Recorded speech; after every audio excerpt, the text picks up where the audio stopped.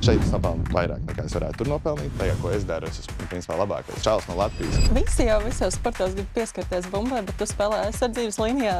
Kāpēc tā? Tu esi tajā laukumā. Tu esi principā tā kā tas ir, tā kā tu esi gladiators. Un tas sākās ar Facebook reklāmu. Tā pēcgarš, respektīvi, ka Kanāda Es ienīstu Kanādas, ienīstu. trenerim šis varētu tā mazliet nepatikt. Varbūt, jā. Nē, nu, zin.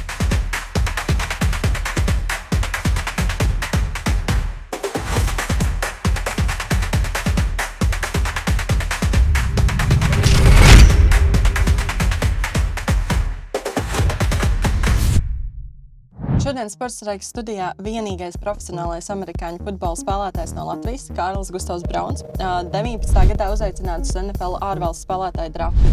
22. gadā ar kopējo 3. numuru izvēlēts Kanādas futbola līgas, jeb CFL ārvalstu spēlētāju draftā, un tiem, kam patīk cipari, 102 kg spiešanā guļus pacēlis 29 reizes, kas bija otrs labākais rezultāts drafta atlasē.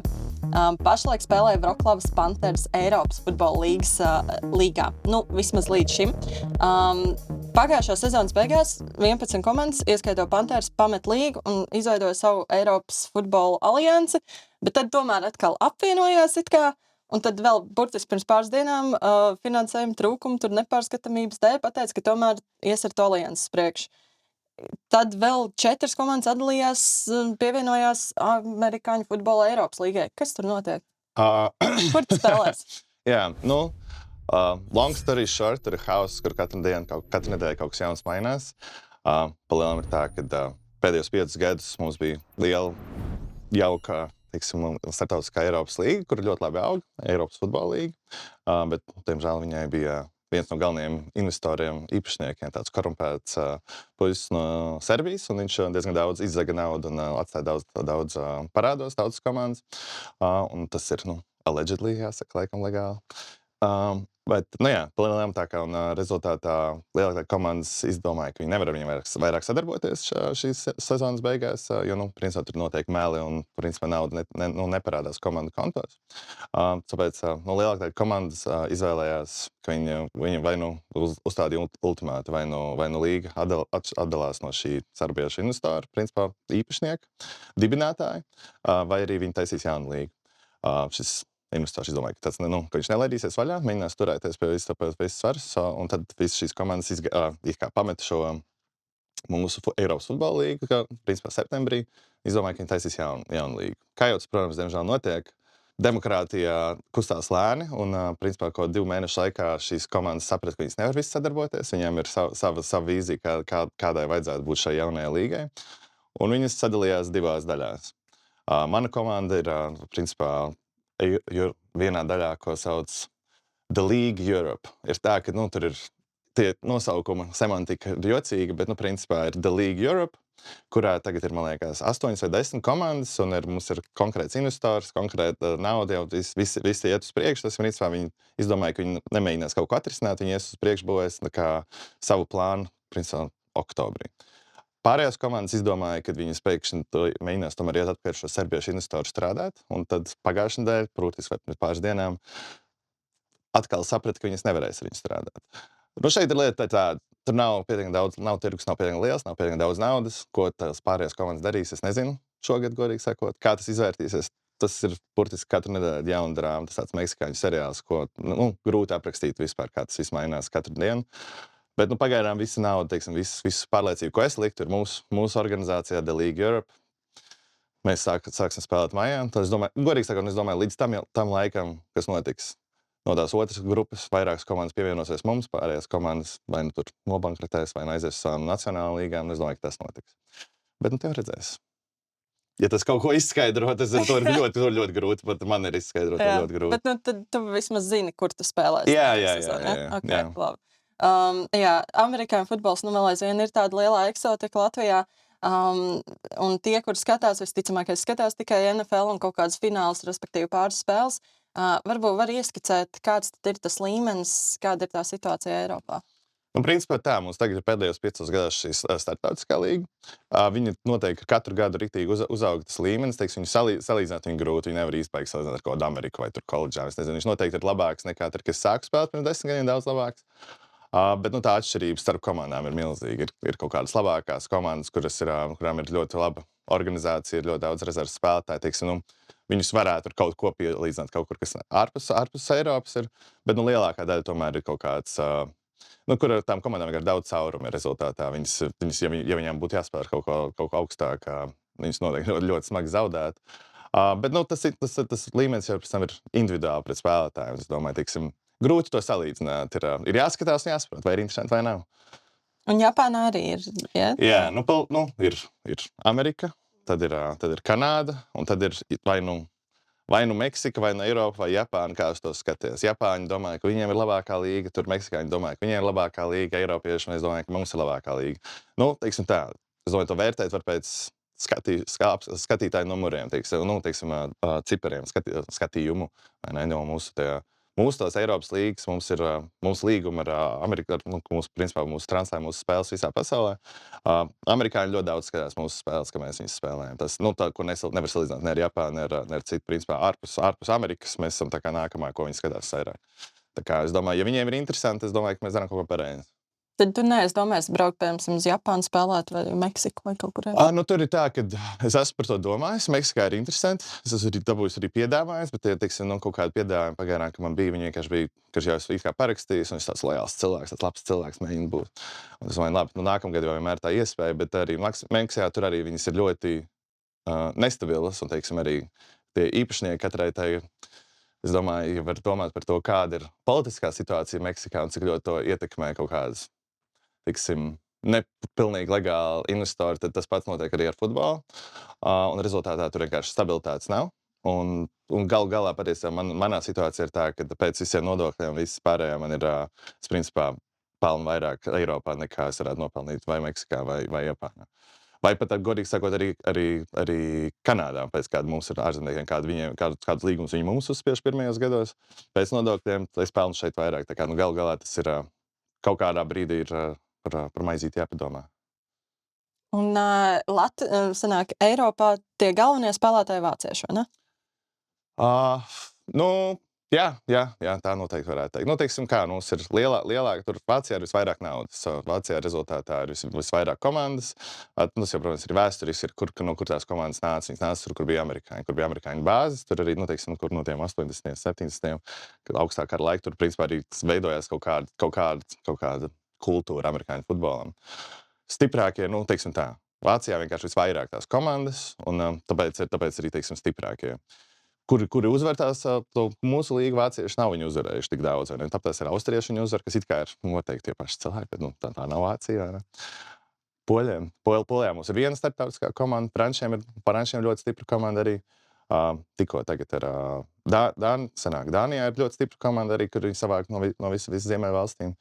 Tā kā, tas ir tagad ir, teiksim, ja pirmos, teiksim, early 2010, 2000, like, no 2000 līdz 2020, teiksim, bija diezgan skaidrs, ka vācieši ir labākie, jo tad bija, principā, nacionālās līgas. Tagad, ka mums ir šī starptautiskā līga, tad ir grūti pateikt, katru gadu mainās par šim. Un nostīsies interviju, liksies, baigi forši Čelsijās tās spēles. Kur to var darīt? Mums ir... principā ir jāsako man un jāmeklē, kur ir tā īstā līga. Pagaidām ir tāda The League Europe, jo tagad mums ir sabrukusi šī līga. Es nezinu 100%, kur viņi varēs. Un iepriekš mums arī The Zone, vai ne? Ko es domāju, ko visi zina. Principā visos kaut kādos lielajos sporta provideros, kanāla provideros viņus var redzēt. Pagājušajā gadā mums laikam lielākais bija pret The Zone. Tā kā tas... Kas būs šogad, es domāju, tuvākajos mēnešos mēs zināsim. It kā viņi teica, ka būs tas pēc, bet tas pagaidām nav zināms, jo, kā es teicu, jauna līga, visu viņi būvē no jauna. Es nezinu. Starp citu, cik ilgi ir sezona Eiropā? Mūsu sezona sākās maijā, un tur mēs spēlējām līdz septembrī, augusta beigās mums ir čempionāts, tā kā 5 mēneši. Un kāda ir tā tipiskā diena sezonas laikā? Atkarībā no dienas, teiksim, piecēlies, pāriet, aizēju uz vienu treniņu, atnāc mājās no viena treniņa, pastudēju savu pretinieku bišķiņu, varbūt sanāk pagulēt powernap 3 minūtes, ejat pakaļ uz stadionu, tad jums ir viena sanāks, pozīcijas sanāks, tad ir grupas sanāks, tad maucām vakarā lielo komandas treniņu, un tad nāc mājās un mēģina aizmigt. Un tad un tā ir tā kā darba dienas, un tad, protams, spēļu dienas, un tā tas ir citādi. Bet, tā, principā, nedēļas tā kā Monday through Friday, kaut kā tā. Bet, Latvijā fiziski vienkārši opcijas nav spēlēt, vai ne? Nu, tā kā Nē, Latvijā mums ir Riga Bears, vai ne? Un es domāju, ka tas jau arī tā ir viena lieta, ko es teiksim arī pagājuši, kad mūsu šajā līgā ir, ko es izcīnīju, ka mēs baltieši skaitamies it kā Polijai, kā viņu tā kā mājas spēlētājs, un rezultātā ir tas, ka baltiešiem, pateicoties man, uzreiz ir iespēja pa taisno iet spēlēt it kā šajā Eiropas līgā, necīnoties par kaut kādu ārzemnieku tā kā kvotām, jo, piemēram, pirms tam man bija visu laiku jācīnās ar kvotām pret amerikāņiem, jo es tomēr esmu ārzemnieks. Tagad mēs baltieši, mums ir pat taisno, mēs it kā varam skatīties kā poļi šai Vroclavas komandai. Savu rezultātā, ja mums ir kā ļoti ātrs vieglatlēts vai ļoti stiprs liels čalis, viņiem tā kā šādiem puišiem viņiem vajag rakstīt man. Tur ir pat taisno, viņiem var uzreiz ir darbs un dzīvošana, kur tu vari uzreiz trenēties. Un, ja tu mīli savu sportu, Latvijā ir ļoti grūti dabūt atbalstu sportam. Un šeit tu vari trenēties, iemācīties jaunu sportu, dabūt bišķiņu atbalstu, un tev ir visas iespējas, tu vari turpināt savu to sportu paralēli trenēties. Tā kā tā ir īsta lieta. Pašā Latvijā spēlēt, ir mums tie Riga Bears, mums, es domāju, arī rezultātā tie baltieši, viņi mēģina atkal kaut kādu savu līgu tagad, arī mums šogad viņi ir spēlējuši, viņi kaut ko mēģina būvēt kopā, bet tas ir ļoti agrā stadijā, es domāju, tas ir tas, kas šeit ir jādara, ir jāspēlē, ir jāorganizējas flag futbola pasākumiem, un, kas arī pie kā arī strādāja, bet tas ir arī līdz ar mūsu šīs līgas sabrukumu. Mums bija plāns to visu darīt šogad, bet tas viss sabruka. Tā kā viss atkal tagad viss tiek par gadu pārcelts, un te jau redzēs, vai sanāks vai nesnāks nākamgad. tev ir vispār kāds rakstījis no latviešiem, ka, hei, tā kā man iedvesmoja tavs stāsts vai kā, un es arī gribēju pamēģināt spēlēt kaut ko, kādu padomu. Jā, teiksim, es domāju, ir kaut kādi vairākas no čaļiem, kas tā kā jau bišķiņ spēlē, jau kaut ko dara, vai arī kaut kāda drīzāk vienkārši iedvesmojoša stāsts un, nezinu, par kaut kādu trenēšanos un kaut kādu sapņu sasniegšanu, kaut tādā ziņā. Tieši ko darīt no Latvijas man palielam ļoti maz. Interesanti, ka man ļoti daudz no kādām citām valstīm raksta. Man liekas, latviešiem, es nezinu, kāpēc kaut kāds, es no latviešiem diezgan maz dabūnu kaut kādu tādu palīdzības prasīšanu. Es nezinu, vai es esmu kaut ko izdarījis nepareizi, vai arī viņiem kaut kāds bet no visiem ārpus tur lietuvieši, igauņi, tur ukraiņi ļoti daudz, tur poļi, daudz puiši raksta ar šo. No latviešiem diezgan maz prasa šo tā kā padomu, tā kā palīdzību. Nezinu. Tavs stāsts ir tāds ļoti unikāls, teikt, un viens no tiem galvenajiem ir tas, ka nebija nekāda taciņa, kura būtu iemīta. Tas ir viens, un otrs arī, ka tu ļoti vēl sāk trenēties 21 gadu vecumā. Man likās arī ļoti interesanti, ka vairākās intervijās tieši pieminēja vārdu, ka tu iemīlējies tajā sportā. Kā tas viss sākās? Tas sākās ar Facebook reklāmu.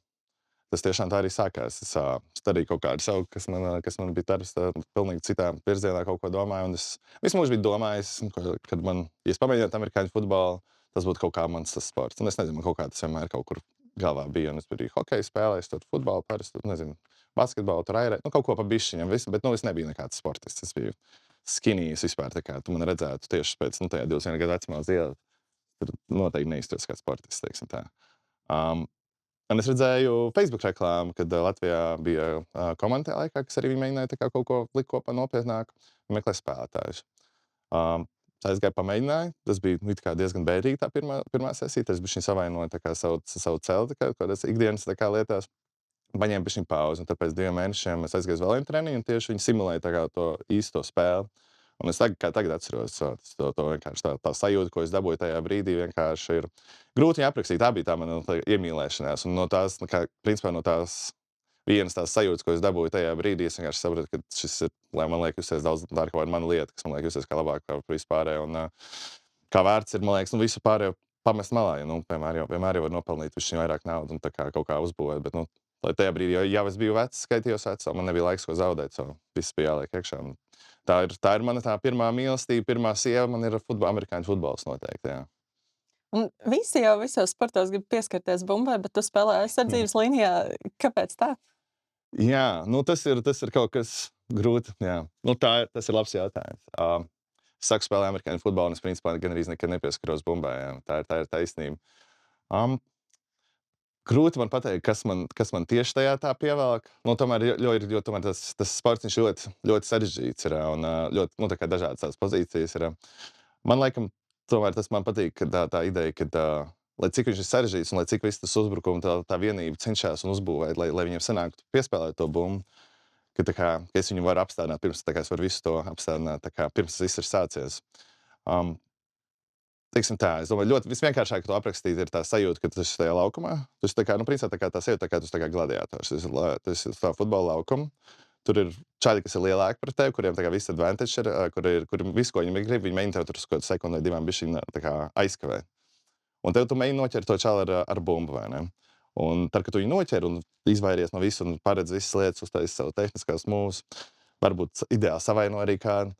Un tad viss stadions goes crazy. Un tad nu, to sajūtu, tā sajūtas dēļ, tāpēc es to daru.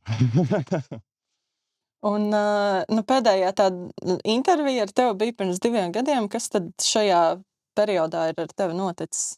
Ko tu esi sadarījis? Nē, nu, es nospēlēju vēl vienu sezonu Frankfurtē. Tur mums diezgan slikti gāja. Tur, domāju, treneri principā padevās sezonu tajā gadā.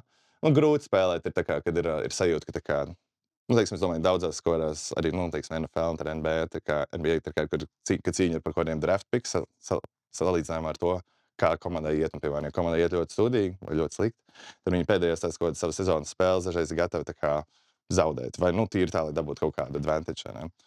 Un tad, kad tu esi spēlējis tādā komandā, un jūs vēl esat kaut kādā sezonas vidū, un tu redzi, ka principā cilvēki padodas, ir ļoti grūti darīt to savu darbu. Jo, tu priekš manis tas ir viss, tas ir viss, ko es gribu. Un tad, kad tu redzi, ka priekš citiem cilvēkiem tas ir vienkārši kaut kāds, labi, better luck next year, vai ne? Tas ir ļoti grūti. Tad rezultātā es ar Frankfurtē vairs nespēlēju. Un tad es pārgāju uz Poliju. Nu, palielam ir tā, ka es esmu bišķiņ paņēmis pauzi, tur mēģināt dzīties tur uz Ameriku visu laiku. Cik man bija tās pāris reizes, pāris pēdējos iepriekšējos tajos gados bija kaut kādi, gan came close, but never quite made it, kaut kādi piedāvājumi ar XFL un UFL. Kanādas principā atpakaļ neiešu, bet līdz ar to vienkārši pagaidām es spēlēju, koncentrējos uz Eiropu, koncentrējos palīdzēt mūsu baltiešiem, mēs arī Ukraiņus dabūnām mums, principā tagad es koncentrējos uzbūvēt kaut ko vairāk, kur mums citiem cilvēkiem arī ir iespēja nākotnē. Skaisti.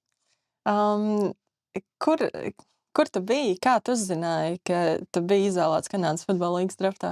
Tā bija crazy diena. Es biju, tas bija 2. gads šai līgai, kas tikko nomira, un es 1. gadā spēlēju arī Polijā. Un es biju parakstījos atpakaļ vēlreiz iet Poliju uz 2. gadu, un es biju tikko atbraucis no Amerikas, kuras Amerikā trenējos visu off-season, un tad tikko biju aizgājis uz to pārbaudēm, lai tiktu uz to draftu. Un pēc tam pārbaudēm pa taisno es braucu uz to savu nākamā sezonas komandu, kas ir Polija, un es nezināju, vai es tikšu uz Kanādu vai ne. Un es tur aizbraucu, un tad viņi, principā, diezgan čakarējās ar tādiem līgumu detaļām. Viss kaut kādas lietas tur nebija tā kā vajadzēja, un tur bija bišķiņ, principā, holdout situācija, kur bija bišķiņ drāma. Un tad bija šis drafts, un tad man principā, izvēlējās 3., kas ir, principā, uzreiz. Un tad bija, es atceros, tur dzīvoklī tā diena vienkārši telefons vienkārši hot, vienkārši nevar vispār, tur mazliet trīce, vienkārši tā bija crazy diena, tā bija ļoti forša diena, tur vienkārši non-stop, tad uzreiz jālic tev intervijās, tev uzreiz jārunā ar treneriem. Tad, protams, tajā pašā laikā es vēl esmu it kā zem līguma Polijā, kur es vēl esmu tajā Polijas līgā, tur pēc tam ar to visu. Un tad tā bija tāda ļoti katartisks moments, jo tajā brīdī tas treneris, kas Polijā bija, es viņam ļoti nepatīku. Viņam kaut kāda personīga problēma pret mani. Un tad es varēju vienkārši have fun with this, un tur pēc tam viņi, protams, arī atlaida. Bet tas bija tāds, jūs man mēģināt par mani nepareizi izturēties, un tad es vienkārši no hard feelings, vai ne, bet tas bija tā ļoti forši. Tā bija tāda ļoti laba diena, jā. Gatavojoties šai intervijai, es noklausījos visas tavas iepriekšējās intervijas, un tev ir ļoti pozitīvs skats uz dzīvi, bet es, godīgi sakot, šo raksturoju kā vienu no tādiem skaudrākajiem mūsdienu sportistu stāstiem, jo burtiski katrā intervijā bija kaut kāda jauna, pavisam cita situācija, kur tu pastāsti, šeit man piekās, šeit man tas nesagāja vai kāds uzmeta, un Es negribu vērt sauli Jā. brūcē, jo man pašai, tā kā es zinot beigas, noklausījos šo video, pašai mazliet sasāpējās sirds, bet es gribēju atskaņot video no 22. gada sporta studijas intervijas. Ir ļoti, teiksim, daudz cilvēku, iepriekšējos gados, tur ir kaut kāds pāris gadus tikai šī programma ir tām ārzemniekiem, iepriekšējos gados daudz cilvēku tika tā komandas paņēma viņus, un viņiem pat īsti nedeva iespējas. Dažiem ir tikai īsti deva tāds īsts iespējas. Vispirms jāizcīna vieta sastāvā jauno spēlētāju nometnē, kas sāksies 11. maijā, bet galvenā pirmssezonas treniņu nometne sāksies 4 dienas vēlāk, mēnesi pirms sezonas sākuma. Palēnām tas cilvēku reģistrēto spēlētāju daudzums ir jāsamazina tur no 90 līdz 70 tā tālāk, līdz mēs tiekam līdz sezonām, tad ir tas pamats sastāvs. Par tiem solīšiem ir jātiek cauri, kā tos griezienus ir jāiztur, un tad jau redzēs. Draftēja 3. maijā, 6. maijā līgums, bet 5. jūnijā jau palaid vaļā. Kas notika? Nē, pirmais ir tas, ka jāsaka, tas, ko teicu iepriekš, sanāk, tie stāsti, vai ne? Tu vienmēr, protams, jau vienmēr ir nejūt, ka kas tur kaut kāds antiņš, vai ne? Un tur kaut kāds nelaimes ar mani notiek, vai ne? Viss ir pietiekami daudz manās rokās, vai ne? Kaut ko tu izdarīji nepareizi, vai ne? Bet daudz reizi arī tu nezini, ko tev neiedod visu feedback, un tev vienkārši ir kā ir. Līdzīgi arī šeit, smieklīgi, bet šeit arī bija viena no tām lietām, kad šeit pirmo reizi pēc 60 gadiem spēlētāju apvienība pirms sezonas pateica, ka viņi ies streikā. Kas nozīmē, ka mēs visi, kas tur esam, mums jābūt. Mēs esam tajā spēlētāju apvienībā. Tas nozīmē, ka kamēr viņi streiko, mēs nedrīkstam trenēties, mēs nedrīkstam neko darīt. Un, kā es teicu, ir kur tas nākamais mēnesis, un principā spēlētāju apvienība streikoja 2,5 nedēļas no šī mēneša. Tas nozīmē, ka cik bija principā pusotru nedēļu mūs novērtēt, vai ne, it kā tos jaunos spēlētājus, kas ir pusotru nedēļas. Un ko dara treneri? Tas nav iespējams to izdarīt. Un ko viņi dara? Viņi vienkārši dod iespēju tajā brīdī pieredzējušākiem spēlētājiem, kas jau ir bijuši šajā līgā, tā kā vecākiem. Tā kā nedod jaunam risku, kurš nāk no Eiropas. Tas, principā, bija tā, man liekas, tā situācija. Kas patiesībā tieši, tas ir, es domāju, tas notika visā tajā līgā tajā gadā. Kāpēc, kas bija tas beigu solis, grūti pateikt. Es domāju, es nospēlēju 2 spēles tur. Es viņus nospēlēju diezgan ok, kaut arī man bija jāspēlē jaunā pozīcijā un, principā, bez treniņiem. Principā, sanāk, mēs nospēlējām, mums, man liekas, bija 2 treniņi, un mums jau spēlējām pirmo spēli pret sākuma sastāvu Kanādas līgā. Man tur gāja diezgan labi. Nospēlējām pēc tam vēl vienu spēli pēc nedēļas, un visiem kapteiņiem, kas tur kas bija vecajiem spēlētājiem, viņiem visi 100% bija teicis, kā 100%, ka es visu daru pareizi, ka es 100% būšu komandā. Un tad, protams, pienāk šī pēdējā 20 minūtes pirms deadline, un tad mani nogriez. Kas notika, tev jau īsti neko nesaka. Tev pasaka, viss izdarīs labi, vai ne? Vienīgais, ko es iedomājos, mums bija otrajā šajā pārvaldības spēlē. Mums bija it kā special teams kaut kāds viens periods, un palēm ir tā, ka viens spēlētājs trūka uz laukumu. Bet, principā, sanāk tā, tās pozīcija treneris tajā brīdī teica, ka man tam tur bija jābūt. Es tur uzskrienu. Tas nebija visas pozīcijas, kuras es zinu. Es tur nebiju. Principā, kas tā bija trenera kļūda, tā kā trenera palīga kļūda. Viņš, principā, novēl vainu uz mani tajā brīdī. Pēc tam visu, ko viņš varēja izdarīt, ka man nogriez vienkārši atvainoties. Viņš to, tas ir viss, ko tu ieši to darīt. Tur jau nevar iet. Tas ir izlēmts lēmums, un labi, tur nice. Thank you for the opportunity, see you around.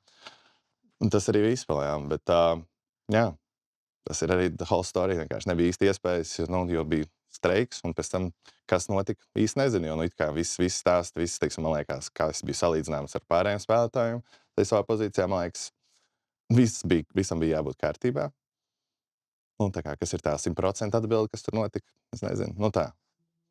Viņš arī dīvains lēmums, ja tu jau pats izvēlies un vēl 3. numuru, vai šī tiešām būs viena no pirmajām? Bet tur jau arī, tāpēc viņi būtu nogriezuši man kaut kādā iepriekšējā raundā. Sanāk, viņi viņiem jāsamazina tas komandas, tas pirmssezonā tur pēc 2 nedēļām, tad pirms tās pirmās spēles, pirms tās otrās, un tad viņi pēdējo to katu taisno kaut kādiem, tur 60 uz tiem 53, vai kaut kādas tādas samā. Principā diezgan maz cilvēku tur jānogriež.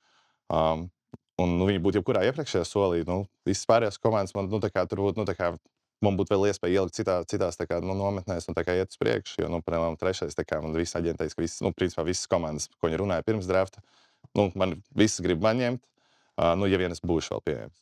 Un tad vienkārši pēc tā deadline kas notiek, ir sanāk pēc tā deadline, ka viņi nokata un pēc nedēļu, noteikti 2 nedēļas tev īsti nav iespēja, ja tur kāds kaut kur nesavainojas. Bet, godīgi sakot, man vienkārši likās, tas bija tāds baigies nodevības moments. Un ir tīpaši, ka viņi to izdarīja tā, ka vienkārši tā, ka, teiksim, kaut kādas stundas iepriekš viņi būtu nokatojuši 20 minūtes, ka vienkārši man nav iespējas vispār nekur citur pārējiem. Tā kā tajā brīdī.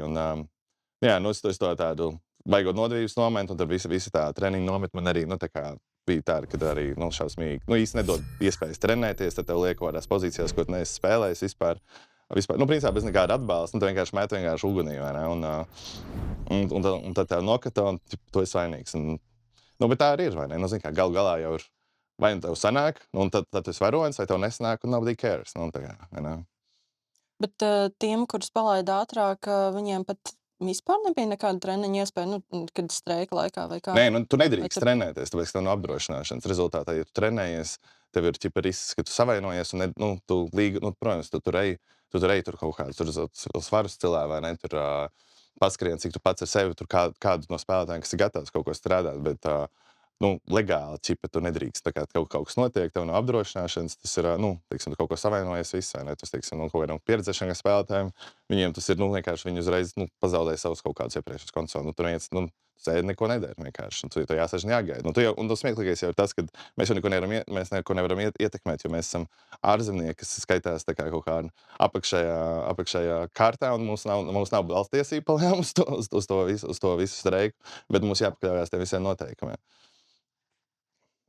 Kāda tev tagad vispār pēc tāda pailgāka laika posma tā pēcgarša, respektīvi, ka Kanāda... Es ienīstu Kanādu, es visu par Kanādu ienīstu. Es katru reizi satieku kanādietis, ienīstu Kanādu.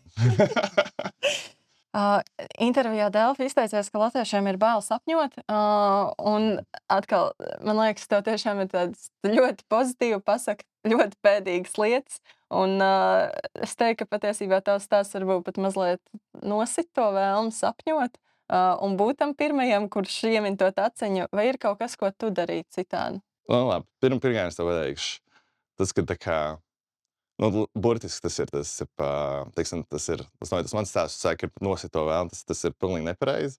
Es domāju, ka noteikti manā gadījumā ir tāds, tā kā tu, you aim for the moon, you aim for the stars, you do the moon, vai otrādi, kā nekāds teiciens, vai ne, ka tā ideja ir vienkārši, ka tev būs augsts mērķis, un pat arī viņš nesanāks, tu along the way tu sasniegs kaut ko, vai ne, kaut ko labāk, man liekas.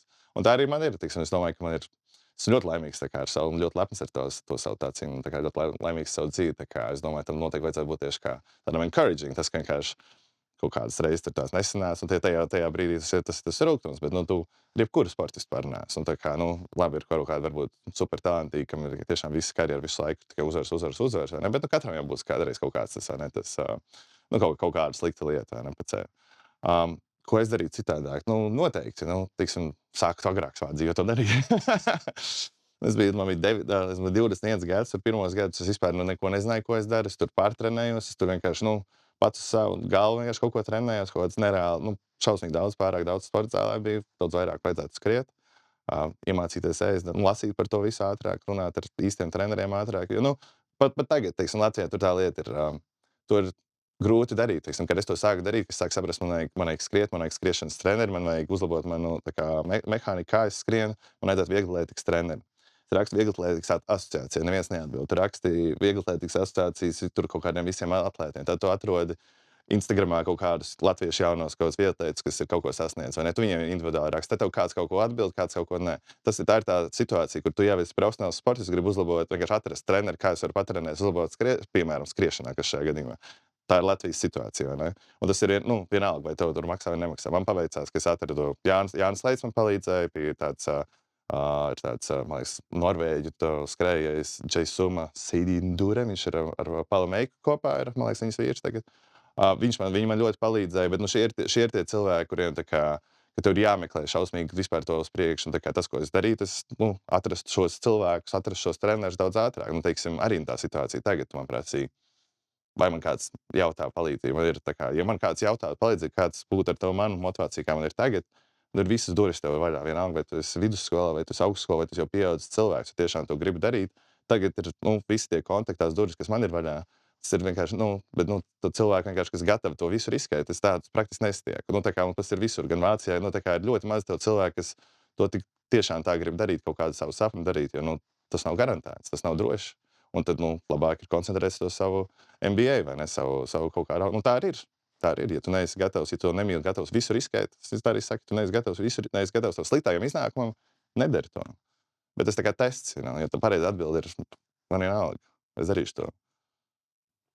Vai Eiropas spēlētājiem jābūt universālākiem, vai sagaida vairāk no viņiem nekā no amerikāņiem? Nē, noteikti nē. Tur jau sagaida visu to pašu. Galvenais jau ir, galvenais vienkārši tāds ir attieksme. Tu vienkārši gribi strādāt, tu esi gatavs uzklausīt, ka tevi māca, ka tu neesi pārāk stūrgalvīgs, bet tomēr tu esi bišķiņ stūrgalvīgs, un tomēr tas ir kontaktsports. Un tās pozīcijas arī dažādas. Ir pozīcijas, kur tev jābūt ļoti mierīgam un savāktam un tiešām, principā pacietīgam, un ir pozīcijas, kur tev vienkārši grib arī bišķiņ nogalināt, darīt sāpes pār. Tā, piemēram, mana pozīcija. Arī jaunas puišas manā pozīcijā trenē, tīpaši Vācijā. Es domāju, ka Vācijā visi īstie tie cīnītāji, viņi ir nomiruši pirms pāris paudzēm, jo visi tie jaunie, viņi ir tik ļoti maigi, viņi ir šausmīgi maigi, un tad, tev liekas, tev ir jāieliek kontaktsportā cilvēki. Tu viņiem nevar iemācīt gribēt salauzt kaulus, ja viņš to negrib. To ir ļoti grūti izdarīt. Cilvēkam, kas nāk no labas ģimenes, tur nav bijis skolā baigās problēmas, vai ne? Kaut kur, tas to nevar tā vienkārši ņem un dara. Jo kas ir viņam motivācija? Nav jau tā, ka viņi tur saņem paigo naudu par to, vai ne? Un darīt pāri, tā jau nav arī cilvēki īsti dabā, bet tā ir pozīcijas, kur tas ir vajadzīgs.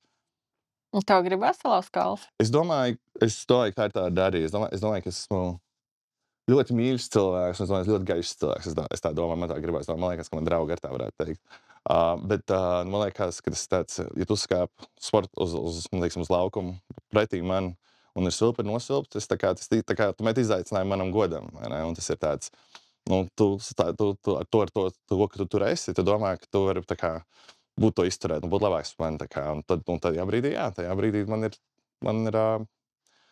es baigi nedomāju par to, ka tā kaut kāda cilvēka, kāds nabatiņš, kāda viņam tur ģimene, tā ir tava izvēle. Un tu vari arī paiet malā, un es uztaisīšu labu izspēli, un tā ir viņa izvēle. Polijā man gribētos ticēt, ka cilvēki zina, kas ir Latvija, bet, piemēram, Kanādā kāda bija attieksme, kad tā kā padzird, ka tu esi no kaut kādas Latvijas? Nē, tā, teiksim, kanādieši patiesībā diezgan daudz labi zina, tā kā, bet, Polijā tāpēc viņi visu laiku sajauc ar Lietuvu, tāpēc arī Vācija visu laiku sajauc Lietuvu. Tā, līdzīga vārda, līdzīga vieta, bet, tiksim tā, es domāju, Kanādā ir, liekas, ļoti tāda multikulturāla valsts, tur, kad tu vairāk sāki vienkārši Eiropas, bet tad es teiktu, es esmu no, Čehijas, vai es esmu tur no Spānijas vai Polijas, viņa nav atšķirības, viņa ir Eiropa. Tāpēc, ka cilvēki saka, tur no Amerikas, lielākoties cilvēki nezinu, vai tur Ziemeļa Karolīna vai Kalifornija vai tur Kolorādo, mums palielam vienalga, es domāju, tā ir tā atšķirība, tu vienkārši saki, tu esi no Eiropas. Un kādas ir tās galvenās atšķirības, varbūt spēles stilā vai? Kādā ziņā tieši? Gan Eiropā un Amerikā. Nē, es domāju, tā atšķirība ir augstākos tie līmeņos, tā sajūta ir tā, ka spēle vienkārši kustās daudz ātrāk, jo visi, gan atlētiski spēlētāji ir vienkārši labākā formā vidēji, un otrs ir tas, ka arī treneris sagatavo visu labāk. Tas ir visiem, spēlētājiem, viņi reaģē ātrāk, viņi tiešām, daudz vairāk izspēles un iemācījušies taktiski to zina. Un, šeit es sāku to, ka man ir 21. Liela daļa tur, Eiropā sāk, kad viņi jau kaut kādā vidusskolā spēlēs, rezultātā viņiem ir kaut kāda gada pieredze. Amerikāņi zina futbolu no 2 gadu vecuma, principā, 7, rezultātā viņiem ir tur pāris dekādas ar to, kas ir tas sports. Jo, man pēc 10 gadiem man ir tā, ka es katru sezonu kaut ko jaunu iemācos vēl projām par to. Tā kā tiešām, tur visu laiku ir jaunas lietas, ko mācīties. Tā kā es domāju, tā lielākā atšķirība, ka vienkārši viņi jūtās ātrāk, gan bišķiņ vidēji atlētiskam dēļ, gan arī tajā, ka vienkārši cilvēki zina bišķiņ vairāk un vienkārši reaģē ātrāk. Ir kaut kas, ko tev liekas, ka Eiropā dara labāk?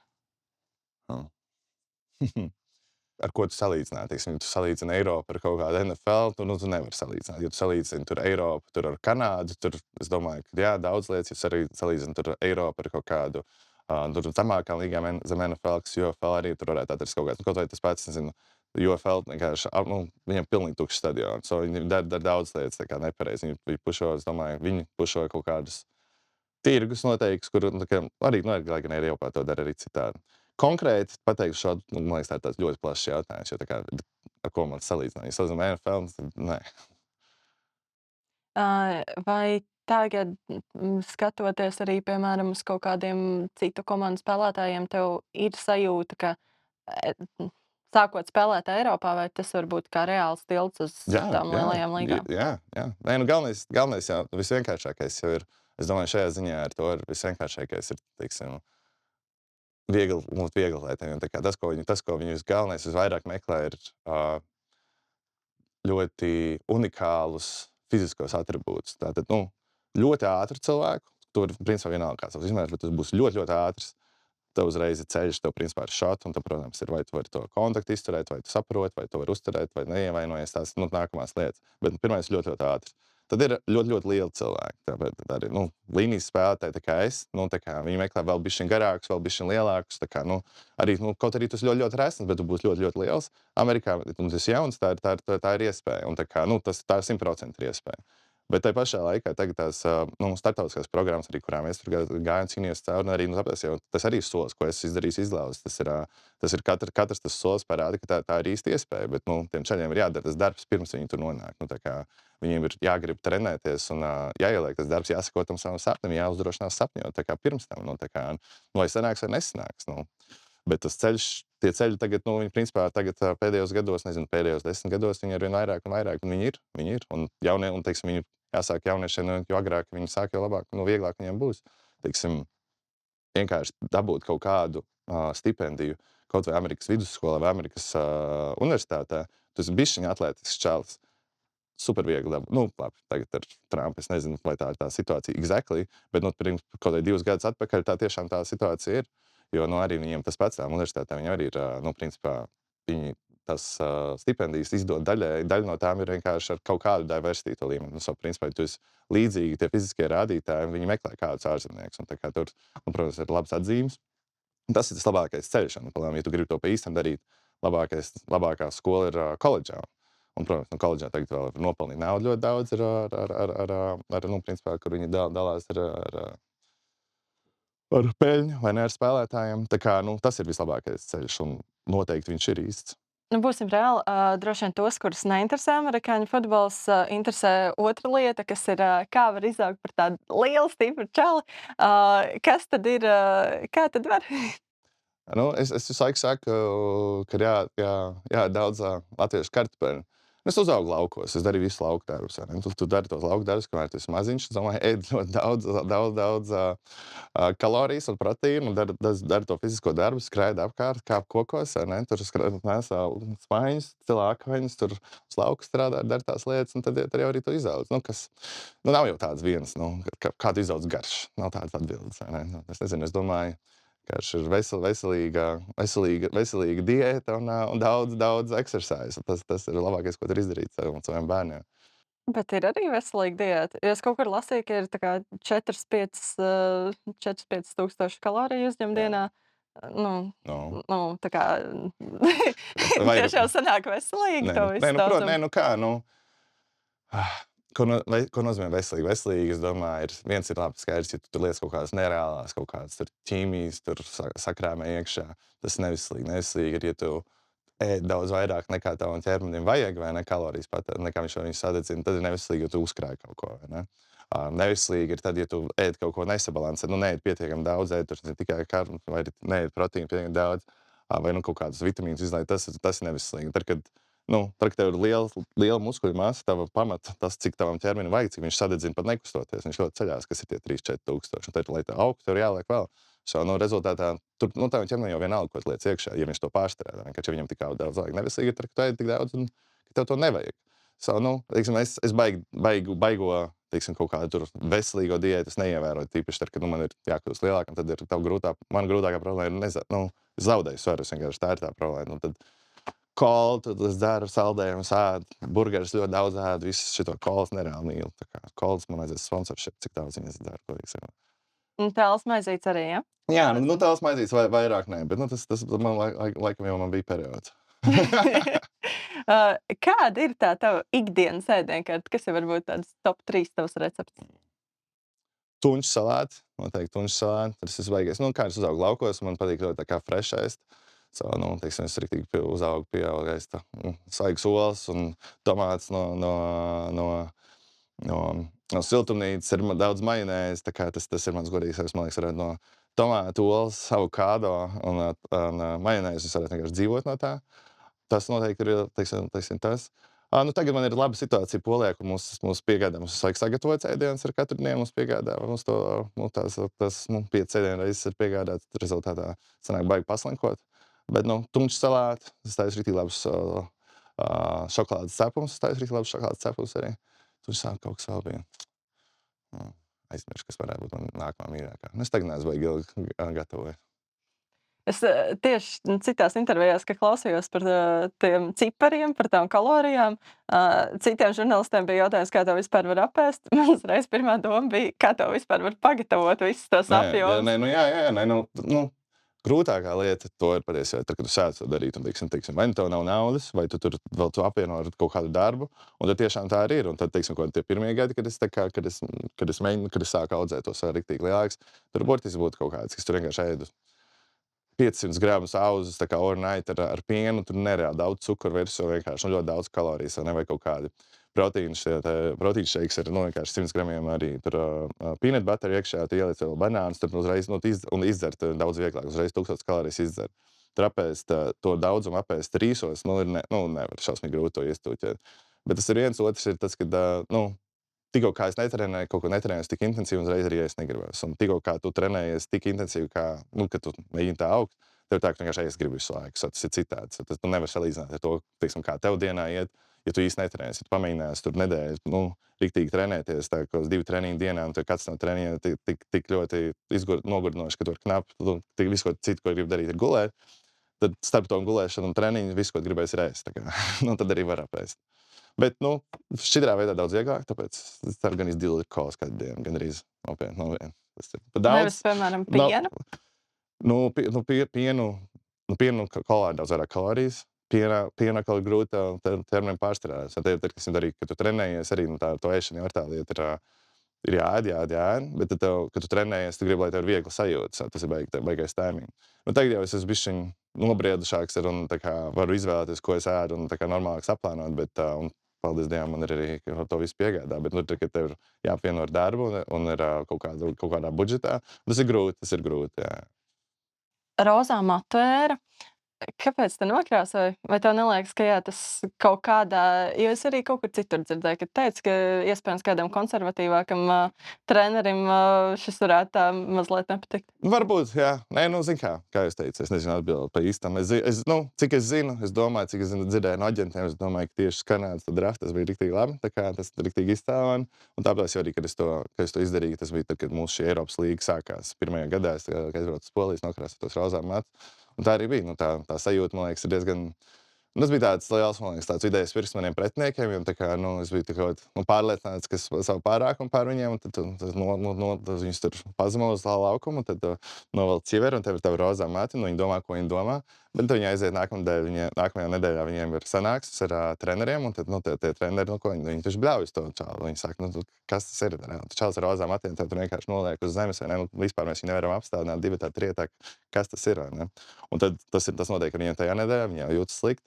Es jau jūtos labi, un tad mums jāspēlē par viņiem vēlreiz, vismaz vēl vienreiz. Un tad jau nākamreiz, tas ir konkrēti. Es nostājos tā laukumā, skatos viņiem acīs, un redzu, šāds vienkārši bail. Viņam ir bail, jo viņš zina, ka viņš vispirmkārt, visticamāk, viņš man nevar apturēt.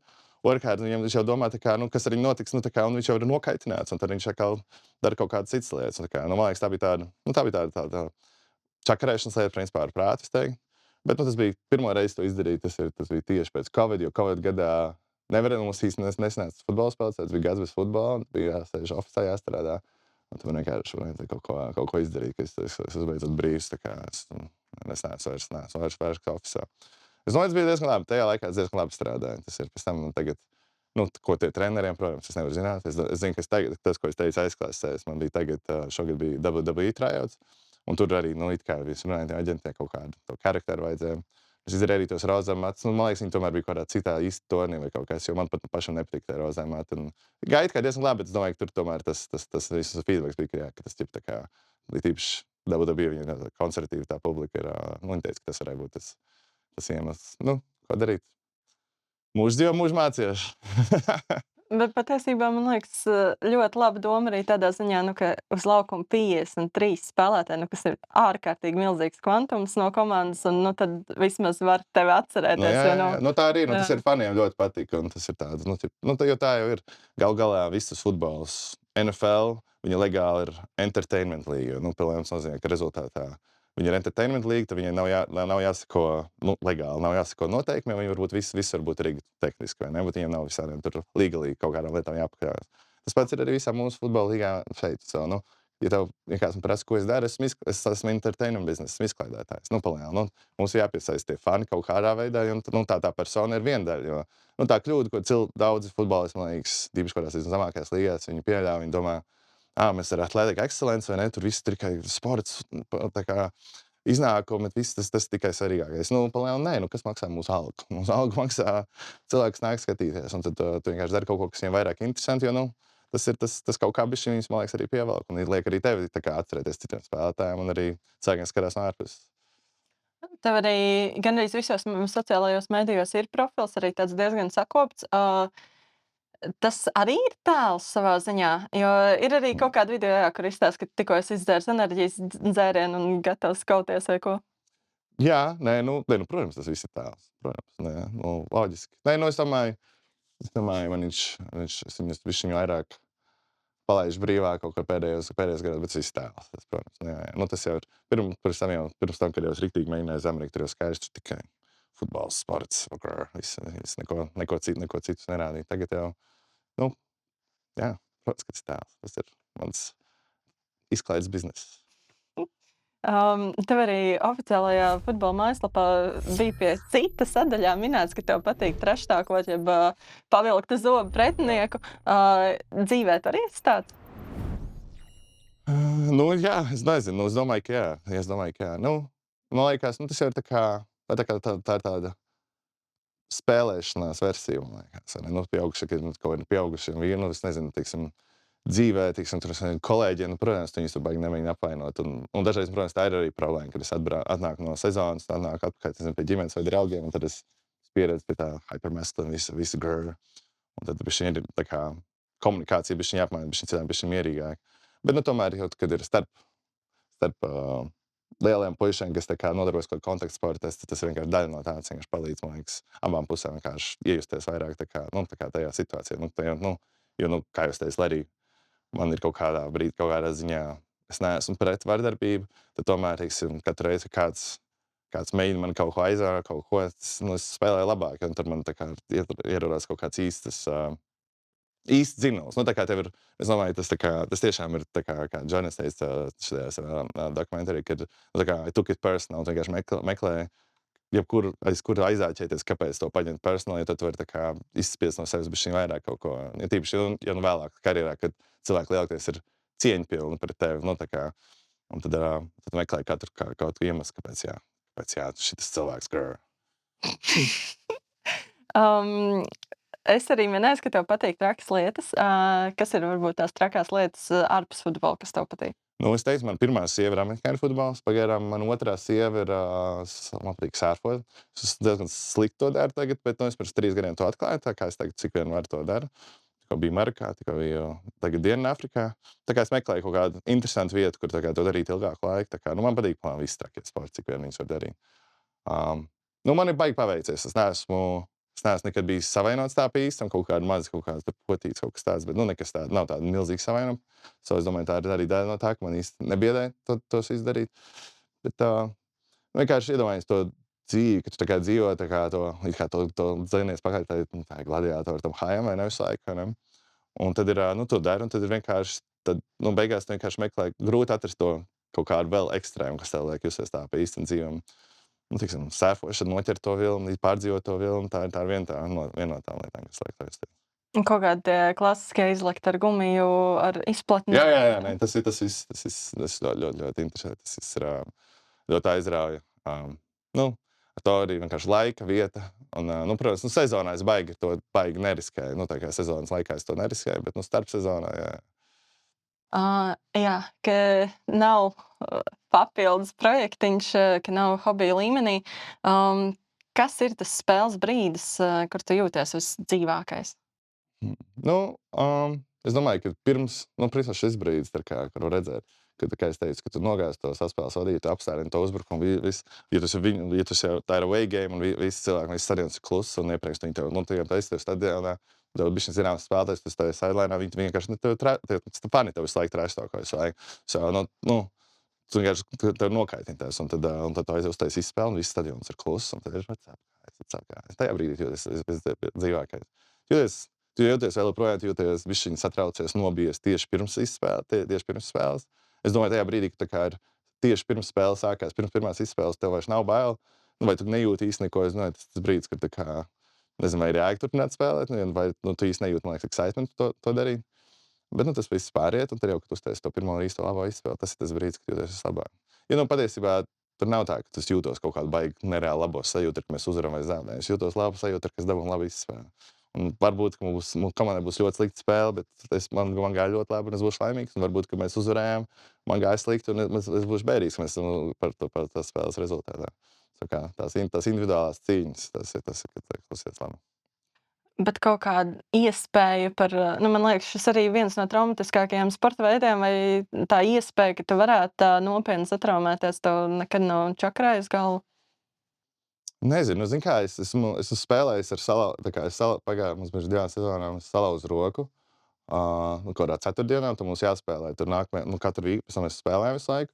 Tur viss tur vajag operāciju. Es tur neuztaisīju operāciju, vienkārši uzliku maziņu tādu kēstu. Vienkārši spēlēju tam cauri, pretinieki nezināja, ka man salauzt roku. Kas ir salauzt, viņi var salauzt vairāk. Tur kuriem ceļiem, man ir bijuši ceļi, kur vienkārši, es viņu neredzu, viņš vienkārši nāk no malas, vienkārši skrien milzīgs rēsts čalis, pilnīgs. Nezinu, kādu vārdu var izmantot, pilnīgs loks. Vienkārši nāk ar ķiveri, vienkārši taisnā celī man no sāna. Vienkārši mēģina man beigt karjeru, vai ne? Un arī man paveicās pārdzīvot. Tā, tur ir vajadzīgs delusion, lai darītu kaut kādu kontaktu sportu, kaut kādā augstā līmenī. Es varu būt labāks, ar man nenotiks tās sliktās lietas, vai ne? Es esmu stiprāks. Tur jābūt delusional par to, ka tas tā ir. Un tajā brīdī, kad tu sāc tur domāt, iedomājies, tas tāpēc, ka tur racecar driver, vai ne? Tu sāksi domāt, kas es šī, tajā brīdī ir, nav jēgas, vai ne? Tajā brīdī, kad tev paliek bail spēlēt, tad tu nevari spēlēt, uzreiz tu nevari komandai palīdzēt. Tu nevari domāt. Bet es arī spēli salīdzināju ar šahu, respektīvi, nav jau tā, ka viss tikai par spēku. Kas ir, varbūt, kāpēc tu tā domā? Kas ir tā starpšķirība? Tas ir, es to neesmu izdomājis. Tas ir tāds termins, ko viņi sauc par šahu, tur uz zaļā laukuma. Tas tāpēc, ka mums ir tā spēle, viņa nav tik dinamiska, ir izspēle, ir svilpi, tagad 3 minūtes mēs maucām, ne? Tur visu laiku ir izspēle, apstājas. Un pēc katras tās apstāšanās visus tos spēlētājus var samainīt, tās vietas un ko viņi darīs un kā viņi darīs. Un rezultātā tās kombinācijas, viņas ir principā bezgalīgas. Un tev tas viens ir, kad treneriem un visai komandai tas jāsagatavo pirms tam, otrs ir tev kā spēlētājiem. Tu jau nezini, vai tā komanda darīs to pašu, ko viņi darīs iepriekš, vai darīs kaut ko pilnīgi citu. Tev ir miljonas mazas lietas, kuras tu vari nolasīt, un tev ir kādas 3 sekundes viņas visu nolasīt. Un tad tā spēle kustās, tev ir tavas tehnikas, tev ir jāskatās perifēri, jāskatās, ko dara pārējie cilvēki. Un vienkārši dažas lietas ir uz sajūtu, un dažas lietas tu vari paredzēt. Bet tur vienkārši ir miljonas tās mazās lietas, ko var izmainīt gan treneri, gan katrs individuāls spēlētājs. Vienkārši tas ir, vienkārši tādas kombinācijas, viņas ir jālasa. Un tur tā lielākās, labākās izspēles sanāk, jebkuram ir, kad tu esi ritīgi pētījis kaut kādu pretinieku, un tu redzi kaut kādu mazu hintu, kas, piemēram, šis spēlētājs, kad viņš tur stāv ar vienu bišķi pusi atpakaļ, viņi darīs kaut kā šitādu lietu, vai tad, kad viņi kustina uz spēlētājs pirms izspēles, tieši šitādi viņi darīs kaut kādu vienu lietu. Tur, kad zini to, tu principā, tu pussekundi priekšā tam visam, un tad ir viss tās krūtās izspēles iznāk, ka tu zini, jau principā paredz. Un to paredz tikai to pētot. Vispār tu esi arī gudrs čalis, tas beidz pirmo.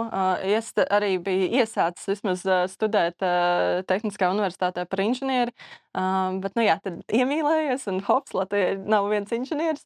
Ko tev ģimene teica, kad tu izvēlējies vēl it īpaši tik netradicionālu sportu? Es domāju, dažādi. Es domāju, ka mans esēriņš, viņš arī dzīvojas ļoti tādu, ka viņš sasniedz kaut kādas lielas, trakus vērts, un es domāju, ka no viņas vienmēr jūt tādu milzīgu atbalstu. Es domāju, ka mana māsa vienmēr 100% man atbalstīja, un es domāju, ka mana mamma vismaz sākumā izlikās, ka viņa man atbalsta, un beigās viņa noteikti man atbalstīja. Tā. Es domāju, ka viņi vairāk uzticējās man, ka tā kā ļaut man darīt, ko es gribu darīt. Vispār visapkārt, es domāju, ka pirmajos gados noteikti līdz man nodrafto Kanādā, palēm visi cilvēki domāja, ka es kaut kādu savu prātu zaudēs. Bet, kā jau es teicu, tas ir vienkārši daļa no tās samaksas, kad es atradu kaut kādu to savu lietu, ko tu gribi darīt, un tad, vai tev ir svarīgi, vai tev nav svarīgi. Tādā ziņā man noteikti paveicās man ģimene. Lielākoties viņi bija atbalstoši, bet, visādi citādi man nav tā, ka ja viņi kāds kaut ko būtu teicis, man kaut ko mainīt. Es to izlēmu, es esmu spītīgs, man pašam savas kļūdas jāpieļauj. Intervijā sporta studijā atkal minēja, ka tev vecmāmiņai vienkārši sākumā nebija saprotams tas sports, un ka tā kā patīk bobslejs, tu biji arī, vai vismaz gribēji aiziet uz bobsleju trajautiem, sanāca? Jā. Vecmāmiņai viņa noteikti nav baigi milzīgākais mans fans tieši par šo es daru. Bobsleja sanāk bija kaut kāds pāris reizes, bija kaut kāds pāris gadiem. Tur īsti nebija formā. Šogad arī bija tieši bobsleja, tas sanāk uz to viņu nometni, bet tur arī, palējām, es biju pēc sezonas galīgi palaidies mēnesis, un es vienkārši nebiju gatavs. Tā kā man bija jāuzraksta viņiem ātrāk, un tas bija jāieplāno, kas to darīšu, bet es vienkārši aizgāju uz tiem treniņiem, kas vienkārši bija palējām autas šeipkaini. Tas nesnāca. Varbūt kādu citu gadu redzēs. Bet sanāk, ka es skatījos pa kreisi uz citiem sportiem arī. Tas, ko es saku, ir, kā es atradu to futbolu. Es viņu pamēģināju, un ar ko es uzlikšu acis, un izlikšos, ka nekā cita nav. To es mēģinu kaut kādu boksu, mēģinu basketbolu. Vienkārši viss sports pēc kārtas. Un tad, kad jau, tavs ķermenis ir attīstīts, jau vispār jau darīt viegli. Tagad jau, kā es saku, tas ir sērfošana, tas dara to kiteboardu. Tā kā viss, nezinu. Jūs akapātika, visas tās lietas. Tas ir viens, otrs ir tas, ka tie dažādi sporti, viņi katru tev off-season, viņi palīdz sagatavoties citādi nākamajai sezonai. Skatīties kreisi, jā, noteikti. Kā jūs teicu, man ir 2 sievas, un ar to var vēl vairāk dabūt arī. Bet domāju, ka būtu reāli, ka tu esi, piemēram, profesionāls boksers un profesionāls amerikāņu futbolists? Es domāju, vai tas ir iespēja, tā kā in the possibility realm. Noteikti, ka tas ir iespējams, vai ne? Bet es domāju, ka es savu galvas, kas daudzīs pietiekami daudz, es domāju, ka kaut kāds tāds īsts profesionāls cīņu sports, es domāju, tas nav tā kā, ka es to drīzāk, man patīk to darīt, kā trenēties, bet, teiksim, vai man iet vēl galvu daudzīt pa virs futbolam, es domāju, ka tā man nav gudrākā lieta, ko darīt. Pagaidām es nezinu, man tie cīņu sporti, viņi ir fun, viņi ir jautri, bet viņi man neliek justies tā, viņi nedod to hāju, tā kā, kas ir, ko es dabūju spēlēt futbolu, vai ko es dabūju spēlēt, sērfojot, vai ne? Un tas, principā, kā es izlēmu tāds, ļoti arbitrārs, tā kā kāds vienkārši liek justies. Ir jautri tur bišķiņ pakauties un tās, protams, tā tehnikas ir, tā kā, mans tehnikas šausmīgs to dara, bet es vienkārši neliek to, es neesmu iemīlējies, ne? Tas tikai tāds izcerviņu sakars. Bet cik reāli tev liekas šajā brīdī, cik ļoti tu vēl sapņo par to, ka tu varētu tikt uz lielajām līgām? Es domāju, ka es esmu lielā līgā. Nē, skaties, tur jau, vienīgais, kas man nozīmīgi kaut ko izmainītu, teiksim tā, labi, viens ir kaut kāda ego lieta būtu spēlēt Amerikā. Amerikā ir NFL vai tur UFL, vai ne? Kanādā it kā, jā, bet, teiksim, es tur biju, un tur tā mana pozīcija, viņi spēlē citādāk, rezultātā es vienkārši zinu, kas neizbaudītos. Un Kanāda man ir off, vai ne, tā kā. Reāli būtu vienīgais, tu spēlēt Amerikā tikai Amerikas dēļ. Tad ir, protams, NFL, crazy nauda būtu, tas ir vienīgais, kur ir jāiek to darīt, otrs ir, kas tur bišķiņ zemāks tās līgas. Tajās zemākajās līgās es nopelnu vairāk, nekā es varētu tur nopelnīt.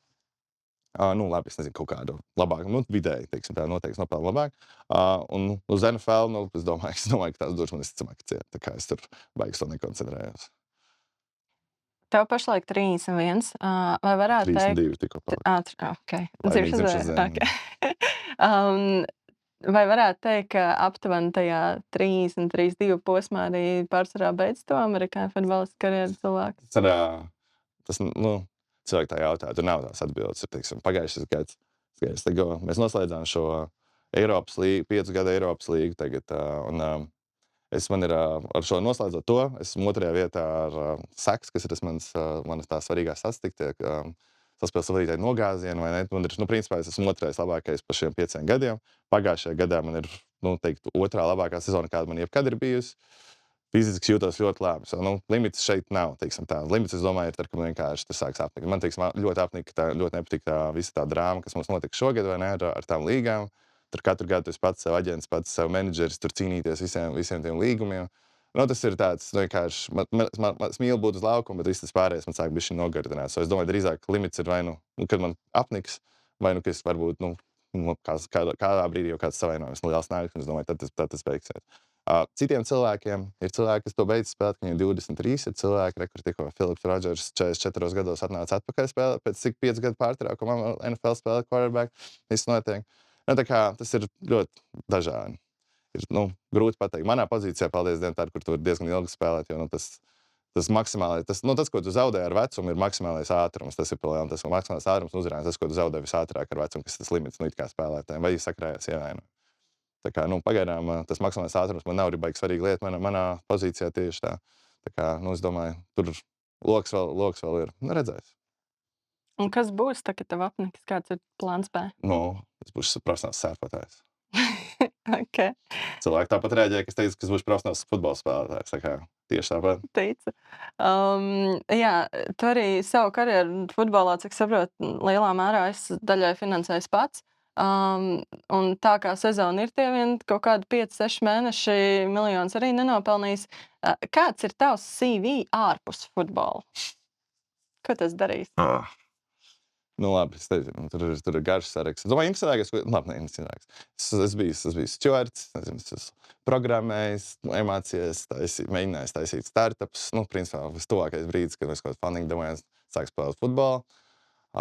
Nekustamos īpašumus pārdevis, es biju rekrūteris ar bankām Frankfurtē. Es nezinu, tas saraksts ir ļoti garš. Tā kā lielākais, jo tas ir vienkārši kaut kas, ko es varu apvienot ar futbolu, kamēr es kustos apkārt. Es domāju, ka tas CV ir vienkārši ļoti daudz dažādas lietas. Tagad tas ir tikai kaut kādi, tagad pēdējie 2 gadi, kur es sāku beidzot netērēt visu gadu un pilnīgi visu naudu futbolam. Skatīties, ko tālāk darīt apkārt. Tieši uz inženierijas noteikti es domāju, neatgriezīšos. Es domāju, ka man dzīve kaut ko būvēt savā, kaut kādu startup virzienā. Tas, es domāju, tikai tīri kaut kāda tā industrija tieši, kur tas ir vairāk tā labā ideja, ka interesantā ideja, tas kas lai atrod. Un vai šobrīd tev ir kaut kāds papildus darbs ārpus futbola? Īsti darba nav. Es dzīvoju pēdējos gadus, es dzīvoju no futbola, principā. Man ir kaut kādi blakus projekti. Es ir ekstras vairāk laikam nopelnījis pēdējos mēnešos. Es kā aktieris un kaut kāds influenceri kaut kādas lietas, kas ir tā kā mazliet silīgi, bet tas ir jautri arī. Kameras visu dienu stāv, tas arī diezgan interesanti. Redzēs, kā tas attīstās. Bet es vairāk tur strādāju arī kā uz saviem kaut kādiem projektiem, kur mēs tur arī taisam kaut kāds mēģinam izdomāt kaut kādu nākamo to startup ideju savu. Tur pagaidām tas vienkārši iesākts, tur nav kāda īsta lieta. Iepriekš vienā intervijā minēja, ka aptuveni tas cipars ir ap 20,000 gadā, iekļaujot dzīvošanu, respektīvi tas tā kā iet mīnusā. Vai vēl aizvien ir aptuveni līdzīgi, respektīvi, vai, piemēram, čalis ar sapni no Latvijas, vai ar to var nopelnīt tā, ka tu vari tiešām dzīvot? Es tajā, ko es daru, es esmu principā labākais, ko es daru. Čalis no Latvijas, viņš jau, iedomājies, kas ir, ko es dzirdējis, ir kaut kādi olimpiskie kaut kādi šķēpmetēji, es nezinu, tur 5. vietas, ko viņi tur dabū no tās komitejas, kaut kāds tur 700 eiro, tas pats kaut kādiem šiem bobslēju čaļiem, kādiem labākie, kaut kādiem tur vai ne, cik es kaut kāds tie cipari, ko es dzirdēju, viņi smieklīgi. Tas, ko es saku, ir, nāk, piemēram, pieņem, tā kā es runāju par tiem jaunu čaļu no Latvijas, piemēram, jaunu čalis no Latvijas, nereāli ātrs sprinteris, vienkārši dabas brīnums. Un ko viņš Latvijā, viņš pats strādā noteikti, viņš iet uz tiem treniņiem, kaut ko tur cīnās. Labāk gadījumā viņš varbūt kaut ko nopelna kādās sacensībās, varbūt viņa kaut ko no komitejas. Šeit tāds čalis, viņš saka, tev uzreiz dzīvošana, ēšana, treniņu facilities, tev ir principā kaut kā mandatory kaut kādi 3 treniņi nedēļā. Un plus vēl alga, kas ir, ko viņiem, tādiem čaļiem, kaut kādi, uz rokas, 1500, tur līdz 2000, tādiem, tā pilnīgi fresh čaļiem. Un to ir tāpat, un viņš var turpināt darīt vispārējo, ko viņš grib darīt. Un tā ir iespēja, kas ir tagad, kas ir šodien, kas ir, reāli, ko mēs jau pagājuši, kad to arī izvedām cauri mūsu komandai pagājušajā vasarā. Cik 3 igauņus cauri, izvedām cauri tā, mums ir tagad viens noteikti, vai mums paliek nākamgad. Un tā kā tas ir šodien tagad. Milzīgs čalis, milzīgs stiprs čalis, kam nav bail, kurš var bišķiņ kustēties, kam nav bail pārvākties, tas ir šodien, tā ir tagad vienkārši jārakstiņiem. Tas ir pats ar jauniešiem, tikai arī, tā jau tām komandām, cik es pats mēģinu uz tiem futbolistiem, viņi Pirmkārt, es domāju, daļai viņi negrib varbūt dot ārā kaut kādas savas spēlēs, bet, teiksim, to tajā pamat līmenī šeit Latvijā vienkārši, ir, kas viņiem, es nezinu, kas ir tā lieta, bet viņiem ir jāmēģina. Un tad reāli es domāju, ja deg sirds un es no Latvijas, tad varu uzrakstīt tev un tad iekārtos, kādā labāk vietiņā. Jā, pat taisnājas teiksim, ja tev ir tiešām, ka tu esi liels un stiprs un var kustēties, super. Ja tu esi vienkārši maziņš un riktīgi ātrs, nereāli ātrs, teiksim, kas ir, teiksim, ja ne pasaules līmeņa, tad vismaz nacionāla līmeņa ātrums, arī tas pats. Te ir, protams, tā viena lieta, ja tu neesi darījis futbolu, tad, varbūt, teiksim, kas ir kaut kāda regbija mēģinājums, tev ir vai kaut kāda hokeja, kur tev nav bail no kontakta. Un tā ir vēl viena lieta. Ir daudzi cilvēki vienkārši viņi nekad mūžā nav dabūjuši to kontaktu, to sitienu. Viņi dabūja vienreiz, viņiem tāds, ok, šis nav priekš manis. Tā ir tā kaut kā vienīgā. Bet visādi citādi tā iespēja ir uzreiz tagad, šodien. Un iztestēt varētu pie tiem lāčiem, jā? Nē, teiksim, ja ir kāds riktīgi, ja viņi grib pārbaudīt, jā, protams, tas ir tas, ko viņiem vajadzētu darīt. Viņi varētu aiziet pie Rīga bieži, pārbaudīt, kā viņiem patīk šis futbols. Teiksim tā, es domāju, tas ir ilgs, tas ir ļoti tālu no tā, ko mēs darām. Un tas, teiksim, tas ir grūti tur varētu būt, jo, teiksim, tu esi tik ātrs, tad tur aizies un tu būsi vienkārši skries visiem garām. Ja tu būsi tik stiprs, tu vienkārši, ies cilvēkiem pāri. Es domāju, tas nav īsts tests, vai ne? Īsts tests ir vienkārši nebaidīties, uzrakstīt man, sevi satikšu, pastīšos, vai es varu skriet ārā, vai es varu pacelt, un tad mēs runājam ar mani komandu. Super. Paldies, ka atnāci šodien ciemos. Bija ļoti interesanti. Ceru, ka jums arī. Un, jā, lai tev veicas. Paldies tev.